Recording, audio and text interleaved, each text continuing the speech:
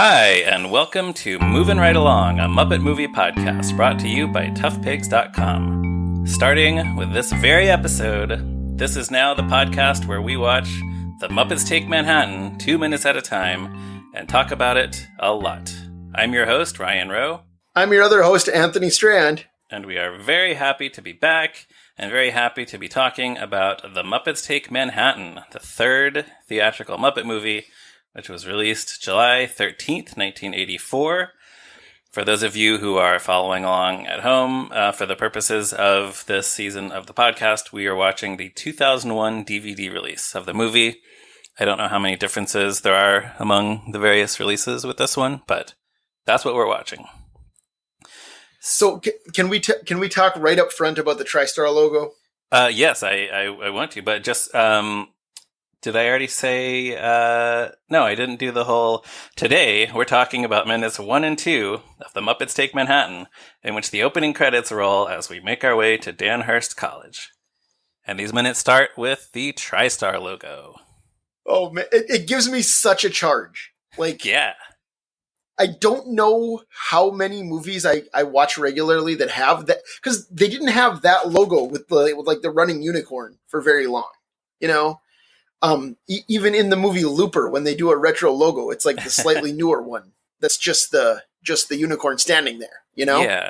Yeah. Well, this was the previous two Muppet movies, and also the Dark Crystal, originally were made with Lord Lou Grade, with his company ITC, and I think, were they all distributed by Universal? That's right. That's right. So this is the first of the Henson Gang's movies to have a different logo at the beginning.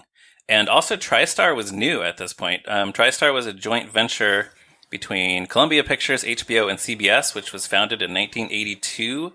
And this is actually only the fourth movie that they released. Is that right? Wow. Yeah.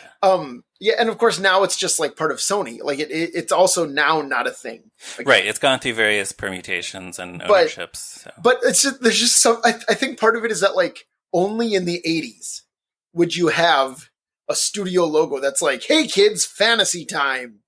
Here comes a unicorn." Yeah. Well, technically it's a Pegasus. It doesn't have a. Oh, horn. You're right. You're right. It is a Pegasus. It has and even if it did have a horn, it would be an alicorn. Right, not a unicorn because it has wings.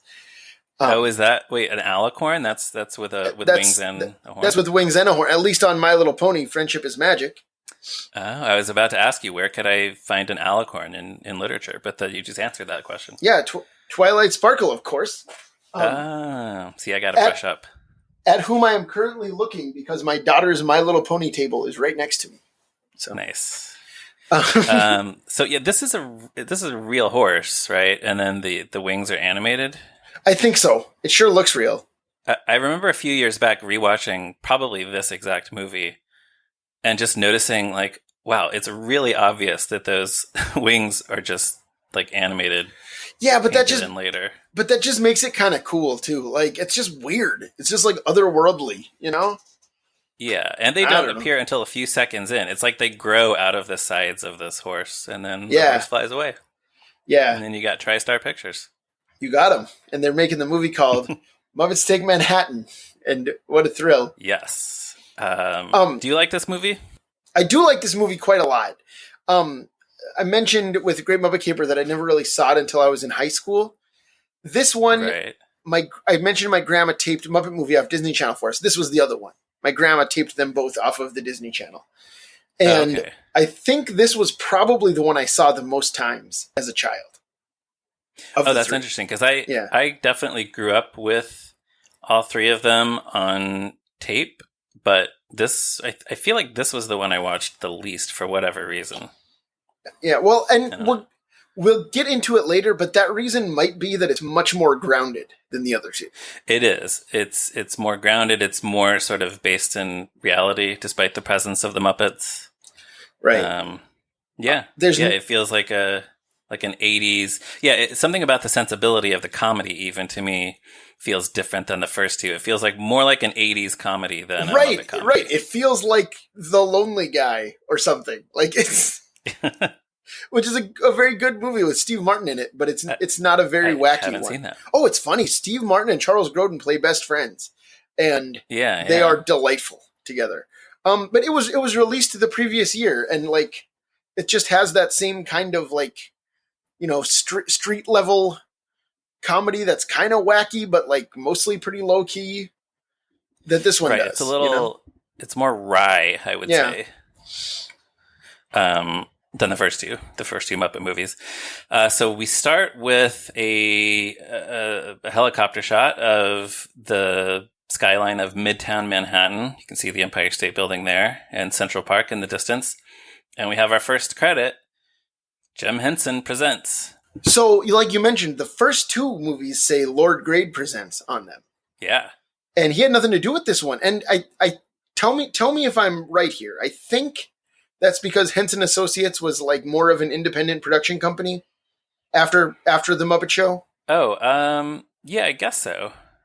Like he's not getting outside financing for a project like this. Like it's financed by the Jim Henson Company. Right, and I'm sure TriStar also kicked some money in, but right. Yeah, I guess that's probably right. So yeah, he's not directing this one, but it's still the Muppets are his thing. So right. Jim Henson's name appears first on the screen. Which actually, I have a quote about that from the Brian J. Jones book. Oh, good. This is on page 355 of the book. Would you believe I haven't checked Brian J. Jones's book for stuff about this movie yet in my research? I actually am very surprised about to hear that. So it says, Jim was delighted not to worry about directing. The direct quote from him, I was able to relax between takes. I could talk to people and make phone calls and enjoy a cup of tea. Which was a welcome change from Great Muppet Caper, which he had directed, of course, and Dark Crystal. Yeah, that's nice. Right, so then the next credit on the screen tells us who is directing it, and that is a Frank Oz film. A Frank Oz film, and also there's a note in Brian J. Jones's book about that title, about that credit, which is for the most part, post-production on the film had gone smoothly, but up until nearly the last minute, one contentious point remained: Oz's on-screen credit. Oz, who had directed the film, significantly rewritten the script, and performed several main characters, wanted The Muppets Take Manhattan to be credited as a Frank Oz film. I thought it was fair, said Oz, or at least my ego wanted that. But Jim kept putting Oz off, casually dismissing him with, we'll see. Finally, a month before the film's release, Oz received a gift from Jim and David Laser, a beautiful mantelpiece clock with a Frank Oz film inscribed on top. That's when I knew, said Oz, the final cut would indeed be credited as a Frank Oz film. Well, that's nice. Yeah, and it's one of those things that I wouldn't even have thought of at all. Like it just seems like a regular credit, but apparently it was something that they couldn't decide, like couldn't agree on. Right. Well, it is the kind of credit you see a lot in movies, but I guess in this case, you know, that makes it feel then like putting Jim Henson's name first was a little bit of a compromise. Compromise is maybe the wrong word, but yes, like okay, it's a Frank Oz film, but everyone's gonna know that Jim Henson presents it, and that's the first name. Right. And this is Frank's first time directing a film by himself after co-directing The Dark Crystal with Jim. That's right.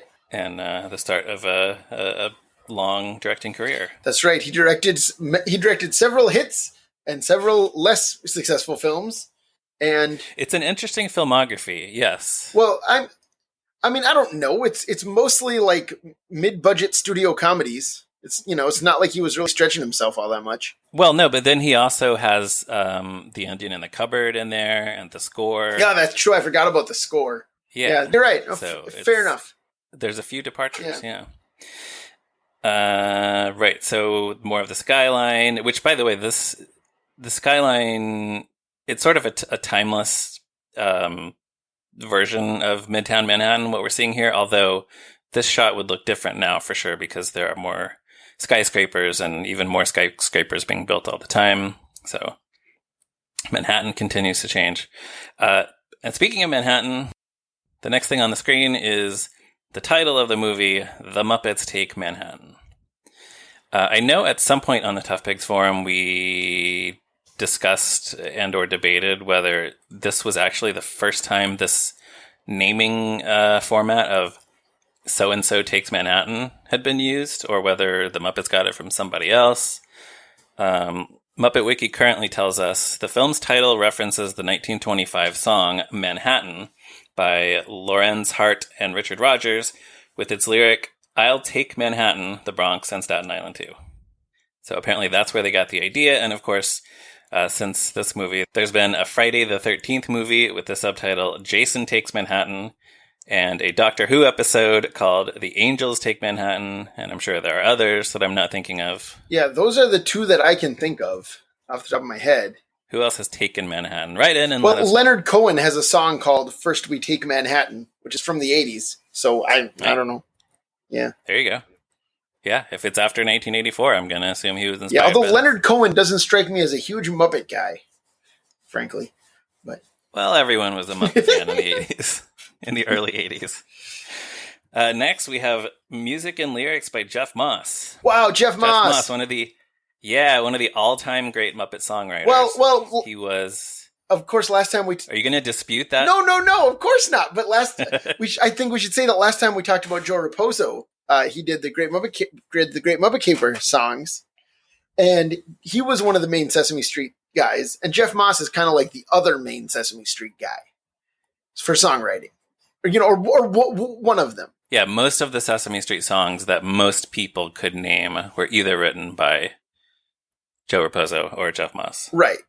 Yeah, he wrote Rubber Ducky, Captain Vegetable, Everyone Makes Mistakes, 5 People in My Family, I Don't Want to Live on the Moon, The People in Your Neighborhood, Octopus Blues, and a million others. I mean, like, it's funny because I have some of the same ones written down that you do, and some different. I got I Love Trash.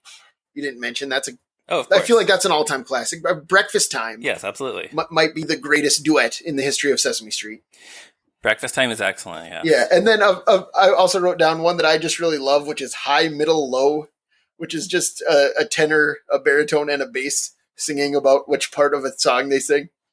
Is that the one, like, I can only sing the high part, part? Yeah, it's Jerry Nelson, Jeff Moss, and who's the third guy? I can't remember. But anyways, yeah, High, Middle, Low, yeah. Is it Frank?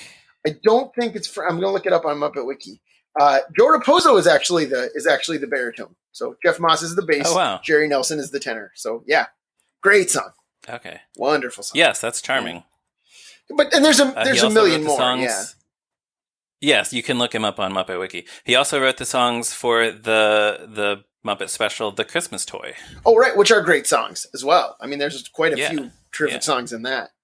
Which I don't know if we'll talk about that on this podcast, but we will talk about at least one of the songs, which reappears in Muppet Family Christmas. Oh, sure, yes. And for this movie, he was nominated for an Oscar for Best Original Song Score. Unfortunately, he lost to Prince for Purple Rain, a movie I have not seen, so I cannot speak to whether the songs in that are better than these. I haven't seen it. I mean, I've heard most of the songs. You've heard most of the songs. Yes, like that movie is stacked with Prince's hits, but also I live in the Twin Cities, so I can't complain too much about Prince winning an Oscar. He's our local hero around here, you know. Right. Yeah. Have you ever been to Paisley Park? I actually haven't. I should go when I'm not sure if they're open to the public right now. Yeah, I don't know if you can do anything more than just like stand outside and take pictures, but right. Yeah, so at the 35-second mark of this clip, we hear whistling and then scatting, but we don't see who's doing it. But we can. We can tell who's doing it once we hear the voice. Really? Who do you think is doing it? It's Kermit the Frog. Oh, it's Kermit the Frog. See, because here's the thing. This is, I think, a first with this podcast. We do not see any Muppets in this first clip. Right. We don't see them on screen.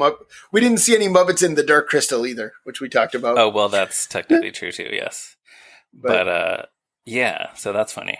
But yes, it's the voice of Kermit the Frog, and we love that guy. And I can't wait to see him. Yeah, and of course, Together Again, which we'll talk more about on the next episode, is in fact a song by Jeff Moss, and not music written by the next fellow that we'll talk about. Right, the next credit is music score by Ralph Burns. This guy has a career that went back to the 1940s. He worked as a composer, an arranger, an orchestrator in various capacities on a bunch of movies, including Sweet Charity, Cabaret, Urban Cowboy, Pennies from Heaven, National Lampoon's Vacation, New York, New York, The History of the World Part 1, Annie, All Dogs Go to Heaven, and The Addams Family. Well, you mentioned Sweet Charity and Cabaret and all that. He did the orchestrations for the original Broadway versions of those. He worked with Bob Fosse on Broadway on Sweet Charity, Cabaret, Pippin. Well, that makes a lot of sense. Yeah, and then he wrote the scores for Lenny, all that jazz, Star 80, all of which Bob Fosse directed. So he was one of Bob Fosse's right hand men throughout his career. Yeah, great. To think that then he kept working up through the Addams Family movie. Right. Yeah, it's awesome. Yeah.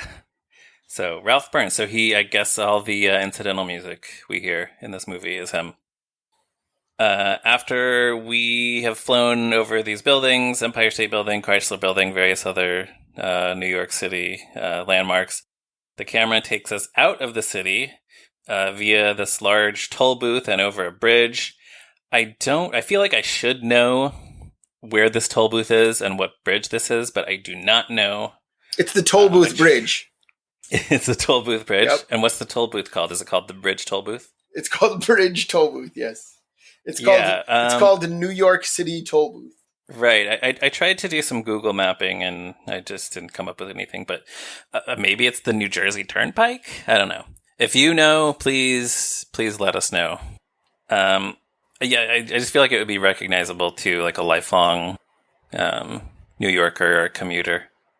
So right. The next credit that comes up is production designer Steven Hendrickson. His earliest credits on IMDb, anyway, are from the late 70s, and he is still working today.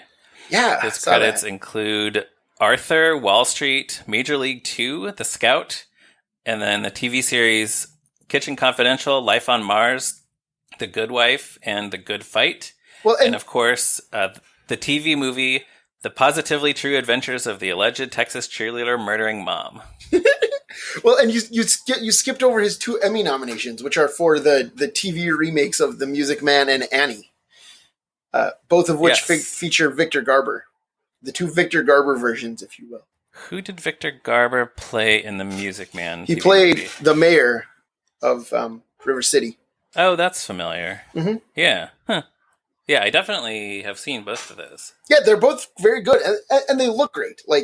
He did his job very well in both of them. The production design might be one of the most... that you are in River City or Depression era New York. Right, exactly. They're also both on Disney Plus. I've been meaning to rewatch both of them because I enjoyed them both at the time. Wow, there you go. Yeah.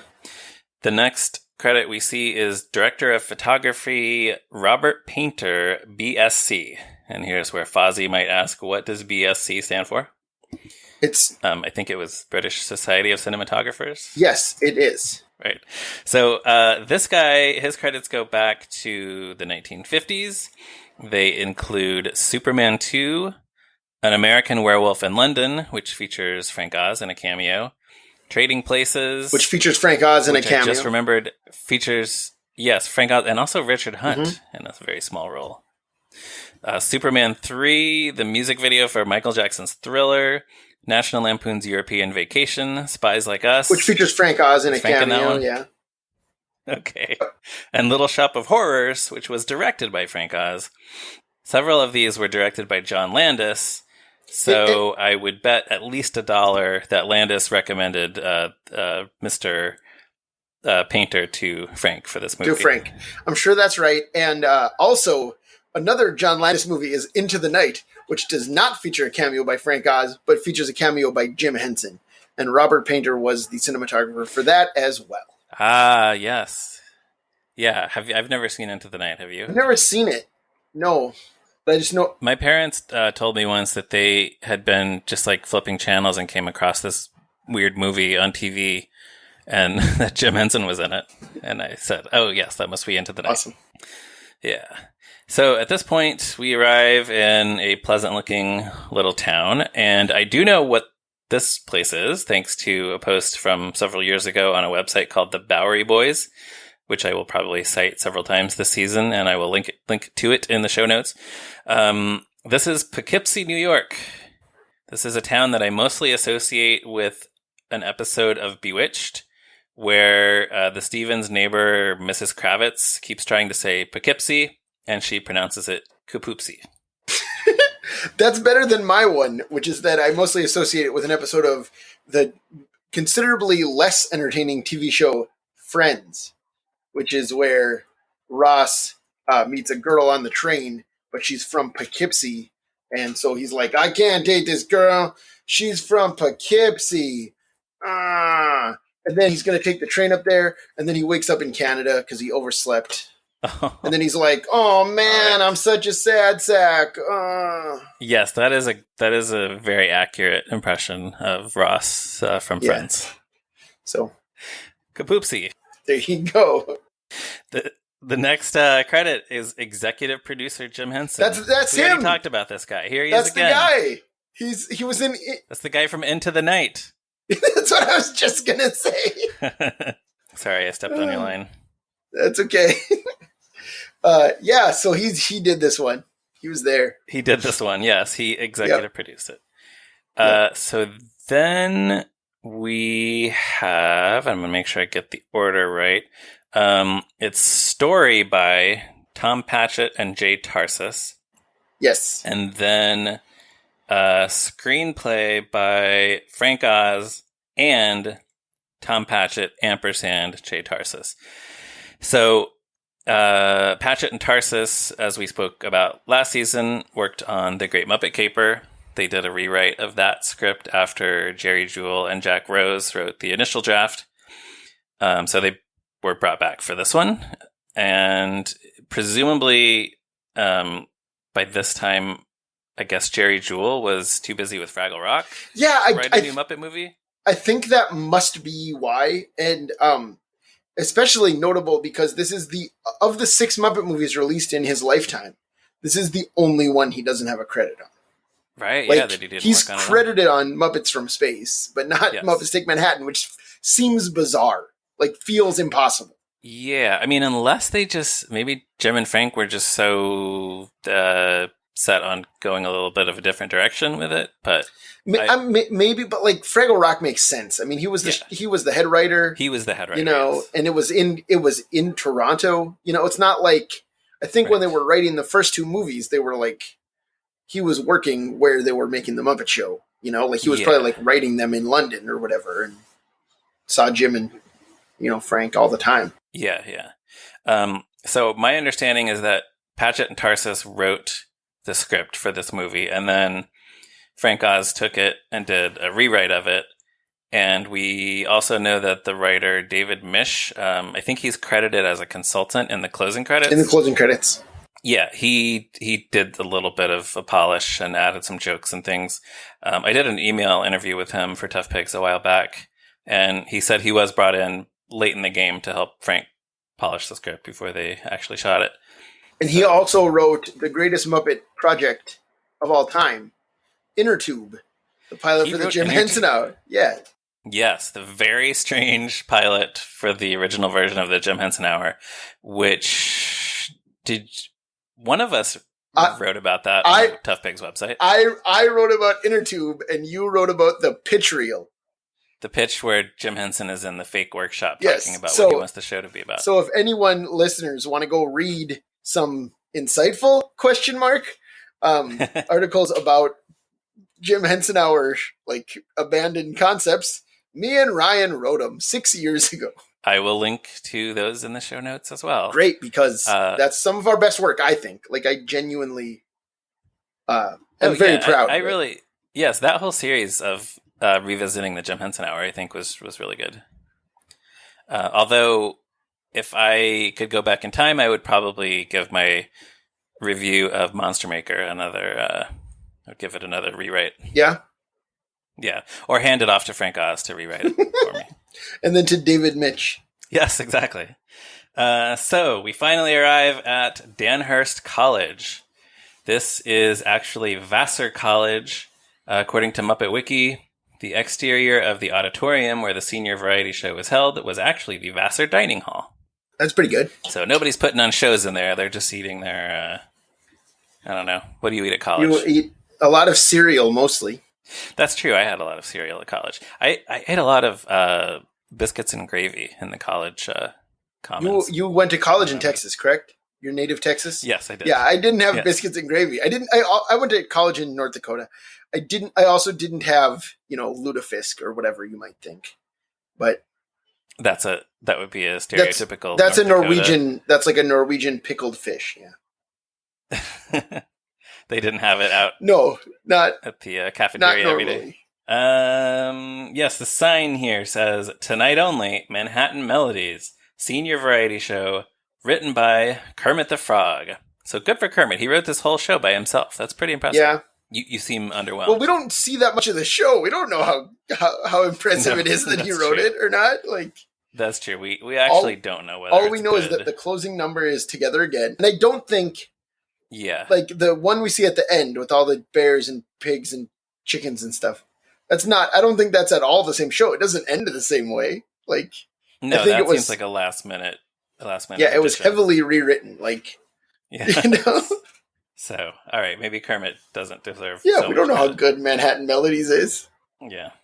Well, then this clip ends before we even get a glimpse of Kermit the Frog or any other Muppets. We see some Danhurst College students just kind of milling about outside the auditorium. Yeah, but that's it. There's no Muppets in this whole movie. That's going to be the twist.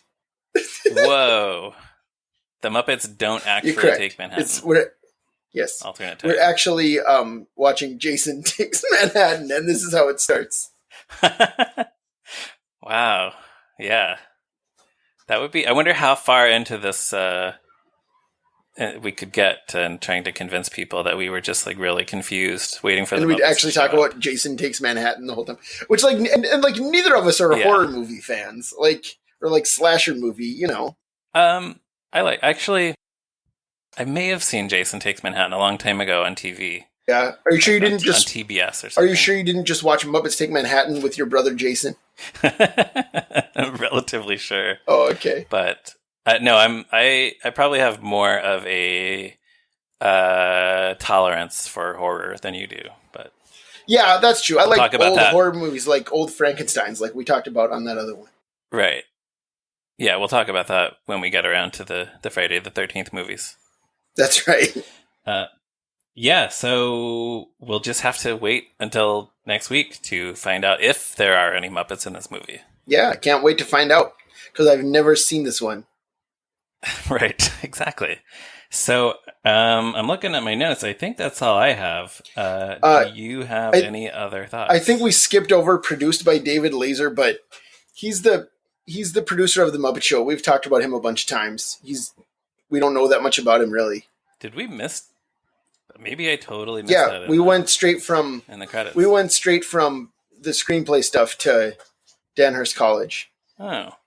Yeah, somehow I overlooked that. Well, I apologize to David Laser, who, obviously was very instrumental in getting The Muppet Show, keeping that show going and the movies. So, yeah, we probably talked about him and his other credits. Right, we've talked about... I mean, he produced both of the other movies, too, so... Right. We've had... And The Dark Crystal, frankly. So we've had plenty of occasions to talk about him. And... All right, well, so see our previous seasons to hear us talk about David Laser. Or Rezal Evad Gib, as he's better known. Yes, what was that? It was like a magic spell on The Muppet Show that did something... Yes, it's a magic spell. It's actually a magic word in both the Tony Randall and Linda Carter episodes. Like, in the Linda Carter episode, it's when you say his name out loud, then the, like, crocodile shows up and attacks. And in the...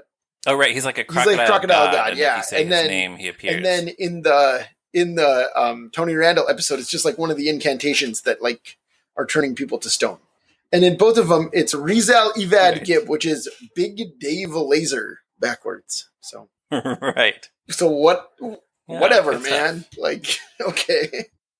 Well, just everyone out there, be careful about saying those words out loud. So you said that was all you had?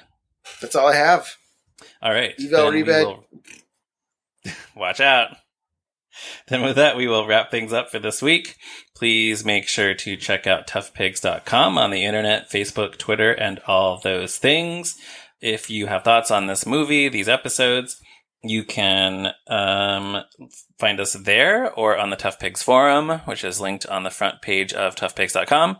You can also email us at movingrightalong@toughpigs.com. I am on Twitter at Ryan Roe. Anthony is nowhere on Twitter. And also, if you don't mind, please give us a positive review on Apple Podcasts or wherever. Please tell your friends about the show. This is a perfect time because we're starting a new movie, so you can tell everyone to get on board with the new season. And join us again next week for another episode of Moving Right Along. Bye! Together again!